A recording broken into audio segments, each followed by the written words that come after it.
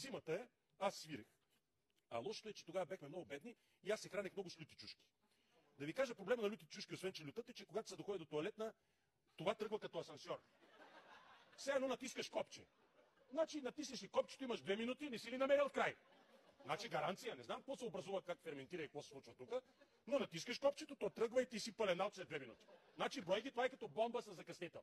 Доходи ли са 2 минути? Няма стискане, няма да се напрегнеш, няма нищо няма. Аз свира в хола, който нямаше парно там, свира, усещам това нещо и първата ми мисъл да ида до моя съсед Лъчко, който живееше на горния етаж. И той знаеше, че хода там, но не можеше да ме спре, защото аз бях много агресивен в такова състояние. Звънвам на Лъчко, Лъчко го няма. Искам да отбележа само, че аз съм по джапанки бос. Навънка са минусови температури, защото е много студено. И съм с един анцук, който го бях купил, шиеха го на Ишлеме в предприятието с Плевен. Силонов анцук на Ишлеме, да, съм гледат с връзки такъв. И аз решавам, че трябва да ходя до пазара Кирков, но пазара Кирков е на около 200 метра, навънка е студено, аз съм